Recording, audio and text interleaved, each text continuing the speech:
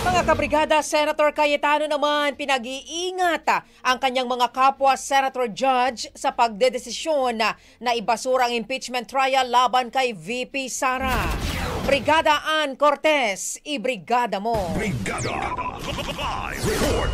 Sinuportahan ni Senador Alan Cayetano ang naunang pahayag ni Senate President Cheese Escudero na may posibilidad na mabasura ang paglilitis laban kay Vice President Sara Duterte kung magkaroon nga muli ng motion to dismiss at makakuha ito ng 2/3 na boto. Ngunit ayon kay Cayetano, bagamat maaari itong magawa, hindi ibig sabihin na dapat itong gawin nila sa impeachment court. Kaugnay nga nito, pinaalalahanan ng senador ang mga kasama niya na huminahon at pag-isipang mabuti ang pagdedesisyon tungkol nga sa pagbasura ng kaso.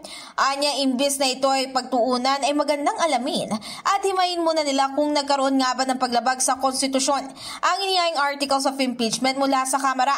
Sa pamamagitan raw nito ay malalaman nila kung meron silang jurisdiksyon. Sa kabilang banda, kung mapatunayan na may jurisdiksyon sila, ay nanindigan naman si Cayetano na makakaabot sila sa pagpresenta ng ebidensya.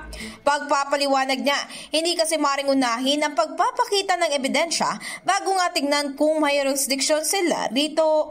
In the heart of changing lives, ako si Brigada Ann Cortez ng 105.1 Brigada News FM Manila, The Music News Authority. Ang bahaging ito ay hatid sa atin ng Yummyvit ES3 Syrup. Simulang tuparin ang pangarap ng iyong anak. And starting now,